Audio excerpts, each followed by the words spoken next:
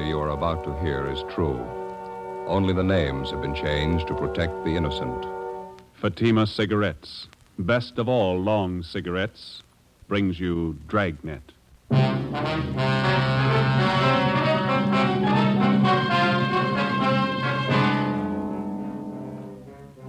You're a detective sergeant. You're assigned to robbery detail. 3 persons are shot down in a $12,000 holdup. One of the bandits is apprehended, convicted, and sent to prison for life. The other one is still at large. Your job, get him. If you want a long cigarette, smoke the best of all long cigarettes. Smoke extra mild Fatima. Yes, Fatima is the king-size cigarette, which contains the finest Turkish and domestic tobaccos superbly blended to make it extra mild, to give Fatima a much different, much better flavor and aroma than any other long cigarette. That's why Fatima has more than doubled its smokers coast to coast. Enjoy extra mild Fatima yourself. Best of all, long cigarettes. It's wise to smoke extra mild Fatima. It's wise to smoke extra mild Fatima.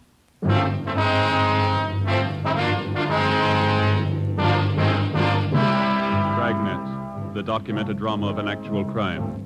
For the next 30 minutes, in cooperation with the Los Angeles Police Department, you will travel step by step on the side of the law through an actual case from official police files. From beginning to end, from crime to punishment, Dragnet is the story of your police force in action.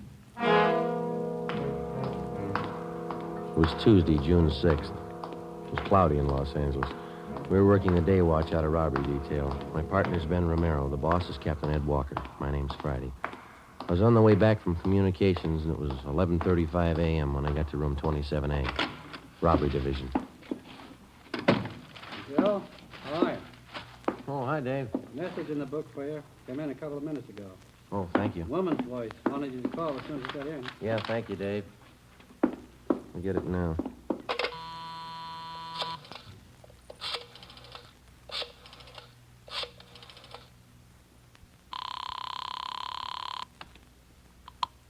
George Street Juvenile Bureau, Miss Bentley. Policewoman River there, please. Just a minute. River? Hold on, please. All right. Miss River? Dorothy? Joe Friday. Oh, yes, Joe. You get the message? Yeah. You worrying about your purse? I can't find it anywhere. Did I leave it in your car last night? Found it this morning. I can leave it at the desk here if you like. You can pick it up sometime today. Oh, that'll be swell, Joe. Thanks a lot. Sure, Dorothy. I had a wonderful time last night, Joe. I certainly enjoyed it. Yeah. Pretty good movie, huh? Hey, Dorothy? Yeah. Mother and I were talking this morning at breakfast. Like to come over to the house sometime for dinner? Ma'd like to meet you. Oh, well, sure. That'd be fine. I'd like to meet your mother. How about a week from this coming Monday? That's my day off. Is that okay? All right. A week from this Monday. The weather's good. Well, maybe we can have a barbecue out in the back. Oh, it sounds wonderful. Okay, see you later then. All right, Joe. Bye. Bye. Joe? Hi. How'd it work out, Ben? It didn't. Another false alarm. Sure is a scorcher out today. 4 months' work and not one solid lead. Where are we going? I haven't got the answer. I've run down so many bum tips, I don't think I'd know the real thing if it hit me in the face. Yeah. Romero, Joe? Yeah, Skipper? Oh, McGuire and Mort Gear from San Diego just got here. You want to come in? Yeah, right away, Ed. Well, there they are. All right. Oh, Ben. What do you say? Sit down. Hope you two have more than we have. It's all in that report on the skipper's desk. 4 months leg work. Cold. Nothing at all? Oh, lots of phony tips, bum leads. We got 3 stakeouts going. His mugshot's plastered all over town. No go, huh? I don't know. I think he's got the perfect face for a killer. You can hang his description on a million guys. Got nothing on him at all. Ben here just ran down the last lead we own. Yeah, false alarm. Nothing on the APB, huh? Got dust on it. Cold enough to bury. How long's it been since it happened? Back in January, wasn't Yeah, 27th. Stanley Finance Company, San Diego. It's all right there in the report, Ed. it? Yeah, I see. Hold-up shooting got 12,000. Suspects Frank Cheney, Turk Weber. Cheney did the shooting. That's what stops me. What's that? Took us a couple of weeks to grab Turk Weber and put him away. Here it's more than 4 months and Cheney's still on the loose. Doesn't that? He can't be that smart. Well, he's free. I can't think of a better testimonial. What about the other angles Friday, besides those 3 stakeouts? We covered the town for Cheney. He had 4 months of it. Hotels, rooming houses, motor courts, bars, restaurants, the works. Must have a couple of thousand copies of his mugshot spread around. No response? Oh, get 4 or 5 calls a day on him. Been going on for weeks now. We check him out. Never the right man. What about his wife? She's still supposed to be with Cheney, isn't she? Funny thing, we haven't had one report on her. Last time the two of them were supposed to have been seen together was 5 weeks ago. That was up in Stockton. Cheney's mother-in-law lives in Marysville, huh? You still have a stakeout on her house? Yeah, no leads there either. How about it, Mort? Nothing to offer? About the same as up here. There is something we'd like to check on, though. Yeah? One of McGuire's informants was paroled 2 weeks ago. He served time with Cheney at Folsom. You have anything to say? Yeah. His idea Frank Cheney was the most hated man at Folsom. Most of the cons had given their right arm to cool him off. Mm-hmm. What made him so popular? Pretty much of a heel. Ran to the warden's office 3 times a week regular. Informed on the other cons every chance he got. You figure some of them might want to even the score. Mm-hmm. If they know anything, I'm pretty sure they'll talk. Worth a try, isn't it? Their leads can't be any colder than what we got anyway. You gonna need any help, Mort? No, McGuire and I can handle the questioning. We'll go up to Folsom tomorrow. Okay. I don't think there's any argument. This thing needs a quick answer. Joe, you and Ben will have to push a lot harder and a lot faster. Cheney's robbed and killed before. Give him the chance, he'll do it again. We've run down all the possible angles, Ed. We've checked every lead we could dig up. There's one you missed. Yeah? The right one. Find it. From the day Frank Cheney had been identified as the killer in the San Diego holdup murder 4 months before, all of us realized the danger of another killing as long as he was loose. After 18 years in prison, Cheney had a gun and he had his freedom again. We knew he wouldn't give him up easily.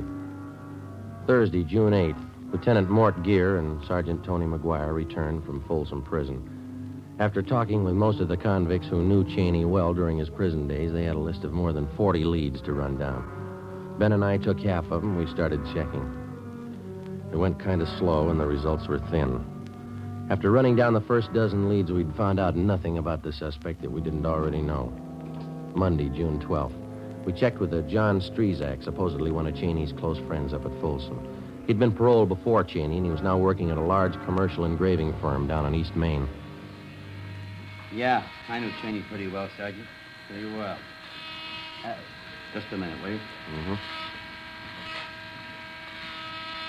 Yeah, that does it. Yeah, I know why you're here, Sergeant. I can't help you. You were pretty close to Cheney up at Folsom, weren't you, Strezak? Best friend? Everybody was his best friend. Everybody could do him some good. You haven't seen or heard from him since he got out, huh? Nope, I don't want to. I learned fast. How do you mean? He's a bum, Sergeant. Some people are born that way. Tried to talk me into a break once. I didn't buy. I knew he didn't write to the warden with it. Some people are born that way, bums. You think somebody might be hiding him out? Some of his pals. How about them? If he's got any pals, I don't know him. I can tell you this, they didn't come out of Folsom. Well, can you think of anything at all that might give us some kind of a lead on Cheney? I wish I could, believe me. Now, I better get back on the job. Shop foreman. He's no better than Cheney. A bum. All right, Strezak, thanks a lot. I'd like to know if you hear anything. I'm going to leave you one of our cards here. Yeah, okay, Sergeant. Hey, Strezak, what'd you go up for, anyhow? Just what I'm doing. Huh? Engraving. We kept at it, checking out the leads one by one, the same slow, dull routine that we'd been on for 4 months. It ate up valuable time, but it was necessary. You never know what a lead's worth until you check it out. During the past months, from the least promising sources, we'd uncovered a half a dozen bits of information about the suspect, none of them conclusive, but they helped point the way. We found out Cheney's favorite sport was sailing. Yacht clubs up and down the coast were contacted and asked to watch for him. We learned where Cheney got his eyeglasses, contact lenses. We went to the optician, got the prescription for them, and had copies of it distributed to all optical firms in the area.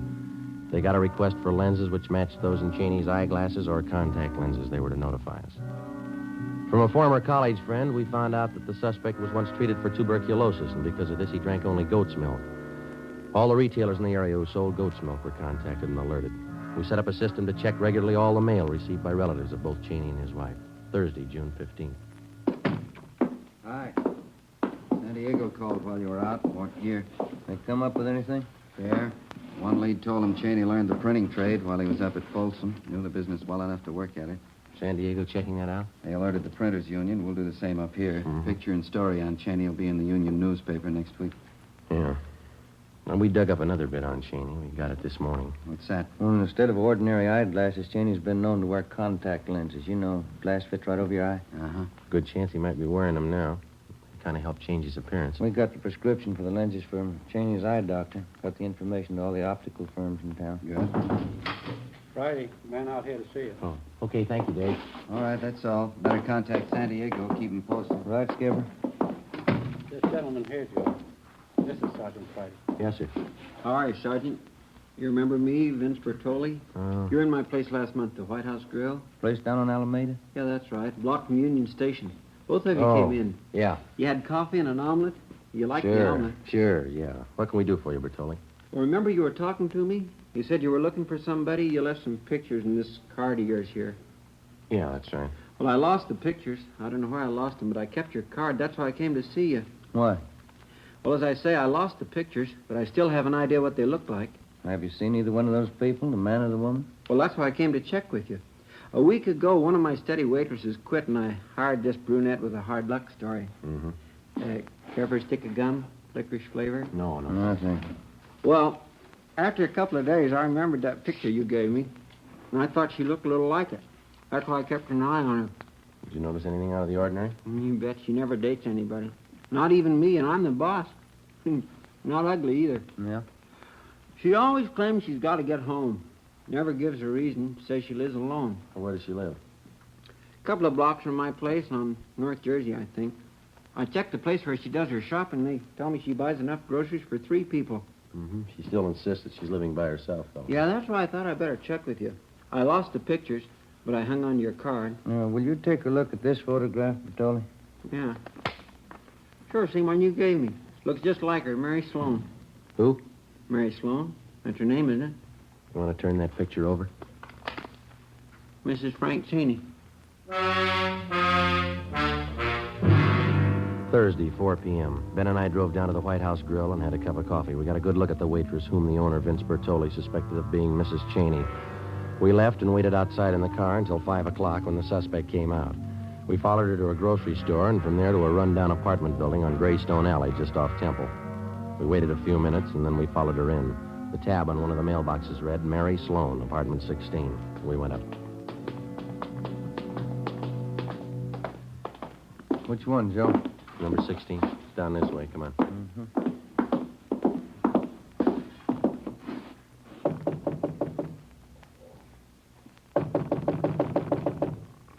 I guess we better try the door, huh? Who's there? Who is it? Police officers, open up. What do you want? Open the door. Just a minute. Anybody else in here? My brother. He's sick, sleeping in the next room. He can't be disturbed. Come on, Ben. You can't go in there. Honey, the cow! Get out! Joe, the window. All right, get back inside here. Come on, you. Let me go, let go of me! His arms, Ben. Grab him, will you? All right, you.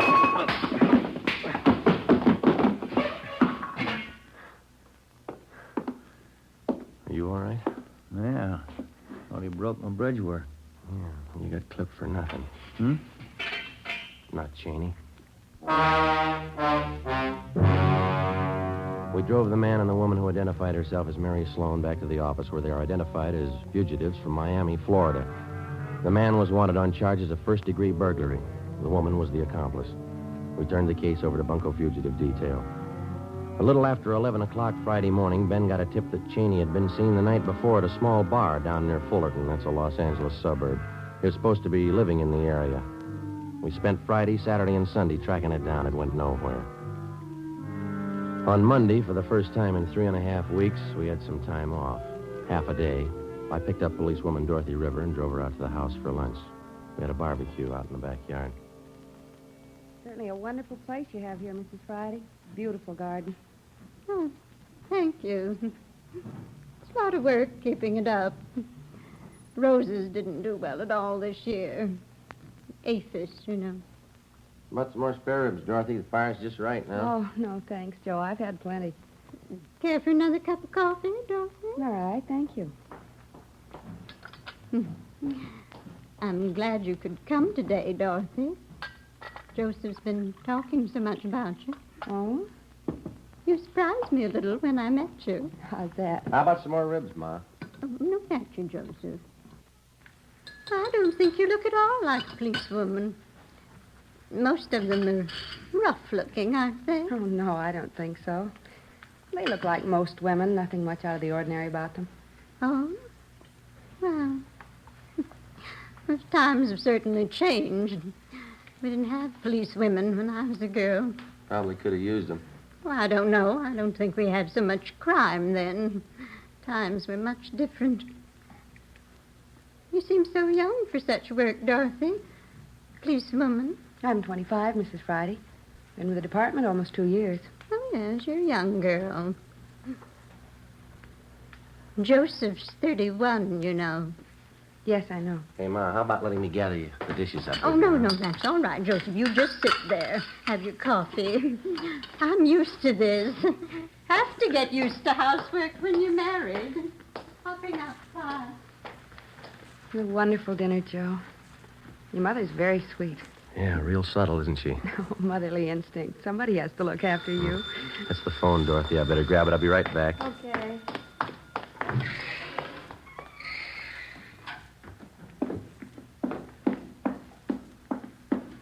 I'll answer, Joseph. Never mind, Ma. Let me get it. Friday talking. This is Walker, Joe. Check back in right away. What do you got? Spring and West Temple, the Second National Bank. Yeah? Frank Cheney just held it up.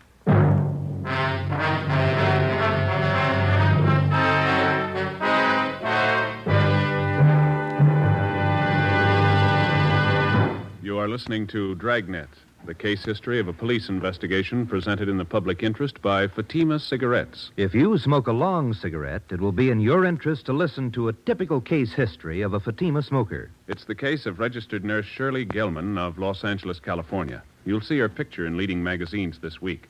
Now, her actual signed statement. When I go off duty, I appreciate a mild cigarette. Fatimas are extra mild. I can enjoy them more. I agree. It's wise to smoke extra mild Fatima. And more smokers are discovering this every day. Actual figures show Fatima has more than doubled its smokers coast to coast. So enjoy extra mild Fatima yourself. The king-size cigarette, which contains the finest Turkish and domestic tobaccos superbly blended to make it extra mild. You will prefer Fatima's much different, much better flavor and aroma. You will agree. It's wise to smoke extra mild Fatima. It's wise to smoke extra mild Fatima. The best of all long cigarettes.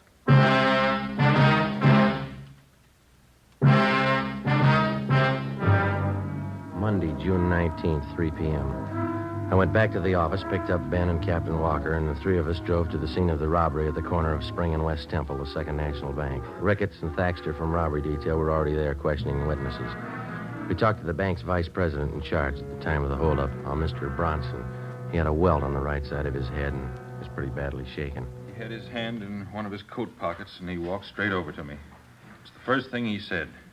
This is a holdup. You're positive of the identification, Mr. Bronson? I'm certain. This picture here, it's the man, all right. The others will tell you the same. Who's that, Mr. Bronson? The tellers, they all got a good look at him. No mistake. Well, what happened after Cheney approached her? He was very calm, very quiet. Uh-huh. He said, do exactly what I tell you. Call for help, and I'll kill you.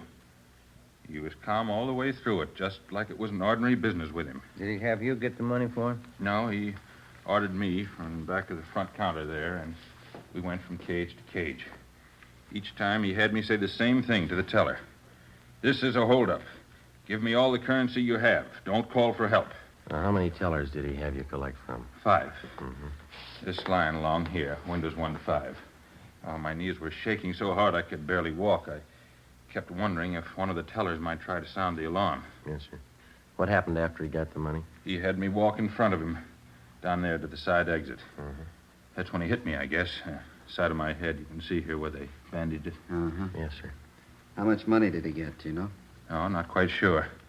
More than 4,000. I can't help but think how lucky I am. That man's a killer, I'm certain of it.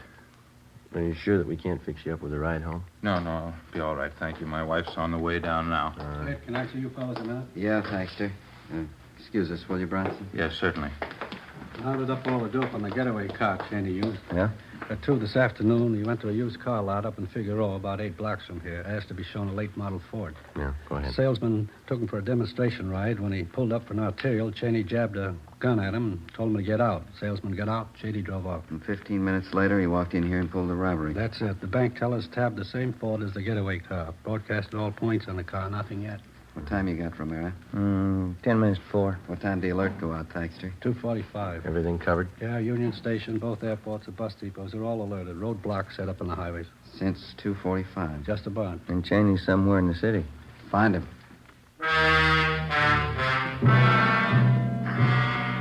6 p.m., the search went on. We called into the office and had them notify San Diego of the latest developments in the case. At 7 p.m., the weather started to cloud up. Still no sign of Cheney or the getaway car. At 8 o'clock, it started to rain. A few minutes past 10, a two-door Ford sedan was found abandoned on San Pedro Street near South Park. The license number matched that of Cheney's getaway car. The sedan was impounded and towed to a garage for fingerprinting. Ben called the office, and an emergency detail from Metropolitan Division was sent out to help in a house-to-house canvass of the neighborhood where the car had been found. By 4:30 the next morning, we got nowhere, so we decided to give it up until later in the day. At 6:30 a.m., we had poached eggs and coffee at an all-night drive-in. 7 a.m., it was still raining. We checked back in at the office. I don't know. Seems like every time we have to work late, it's gonna rain. You got any of those little white tablets in your locker? At breakfast, gave me indigestion. Yeah, I think I got a few left. That reminds me, how'd the dinner come off yesterday? Two of them get along all right? Oh, yeah, all right. You know how it is. Ma had her usual few things to say. Oh? Dorothy handled it pretty good. Good sense of humor. She's a nice-looking girl. Sensible. Hiya. What do you say, Earl? Do any good? No, not much. Phone message in the book for you. You're supposed to call as soon as you get in. Hempstead 4219. No name? No, you're supposed to call the number, that's all. Oh, okay. Well, Well, how's the new house, Earl? Pretty good. Takes a lot of money. Got the forms in for the patio. I'm going to pour the cement this weekend. Mm-hmm. Got the place fenced off yet? Not yet, no. Those pickets cost money. Fellas are telling me that you're doing all the work yourself, huh? Me and the brother-in-law, yeah. Costs a lot of money a new house. sounds good, Joe. Who was it? Frank Cheney's grandfather. Yeah? Says to come over right away. 7:30 a.m. It was still raining. Ben and I drove out to the older section of the Wilshire district to the Cheney mansion. It represented one part of the suspect's life that we could never figure. As a child and later as a young man, Frank Cheney had had every advantage and comfort that a millionaire father could buy for him. Yet for some reason, he'd settled on a career of crime. 7:45 a.m. Ben and I were shown into the main hallway of the Cheney home by the butler. He recognized us from previous visits. He took our hats and coats and then led us up the staircase to the master bedroom at the far end of the second floor. We found Cheney's 82-year-old grandfather propped up in a four-poster bed. His face was gray and sunken. There was a nurse in a white-starched uniform standing by. You can go, nurse. Go on. I'll be outside if you need me, Mr. Cheney. Yes, yes. You, have some information for us, Mr. Cheney? Of course. That's why I called. Sit down. Sit down. Thank you, sir. That hold-up yesterday, the bank robbery. I know all about it. Has Frank contacted you? That's like the police. Get right to the point. Has he contacted you, sir? Yes. Hand me that glass of water, please. Oh, yeah. There you are.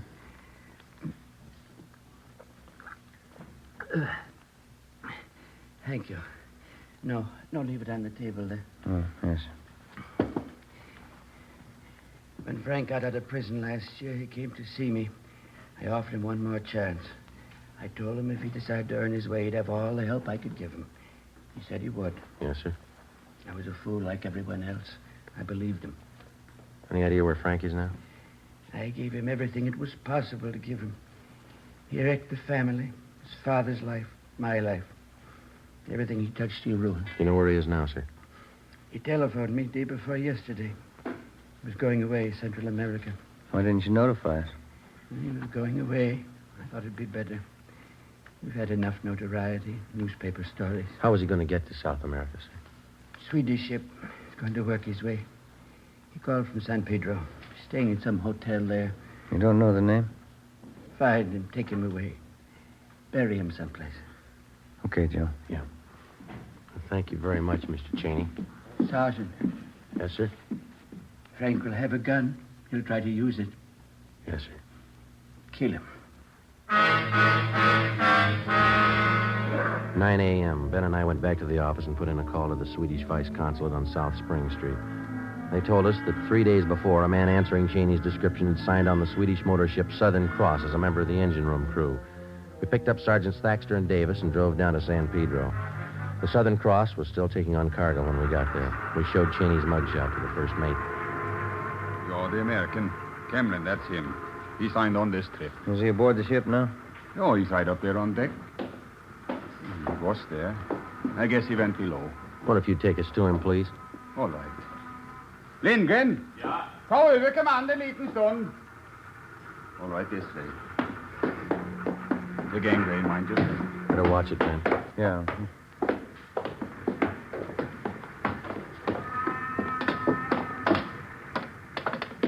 Look forward. Through here. Mm-hmm. Maybe you better stay behind here, sir. We'll take him. What's that? Might be a little trouble here. Do you want to stay behind us? All right. He must be in the engine room. Stay ahead, then turn to your left. Down the companion bay. Right, thank you. Oh, come on, now watch your step here. Yeah.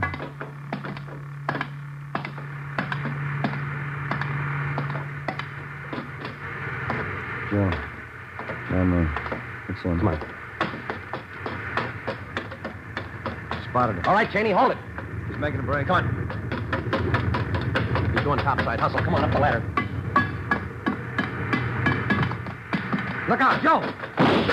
Give it up, Cheney. He's going for the gangway. Down, Ben. Yeah. All right, stop him. Come on.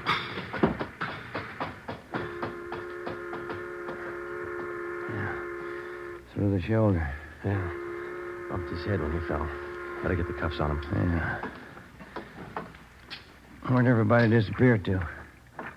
I guess you didn't notice when we came aboard. Huh? Look topside. See? Red flag. Oh, yeah. Taking on fuel, huh? There's some of the cargo right over there. Oh. High explosives. The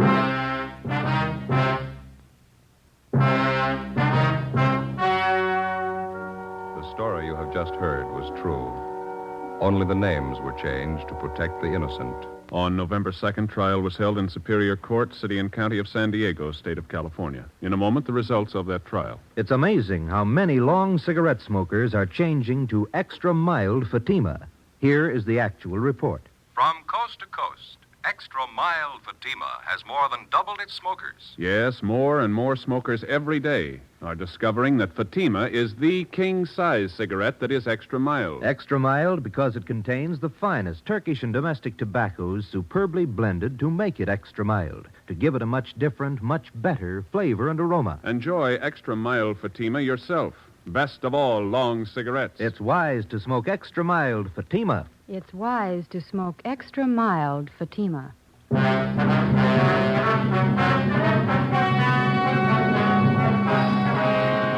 Frank Bertram Cheney was tried and convicted of murder in the first degree. He is now awaiting execution in the lethal gas chamber at the State Penitentiary, San Quentin, California. Fatima Cigarettes, the best of all long cigarettes, has brought you Dragnet from Los Angeles. This is NBC, the national broadcasting company.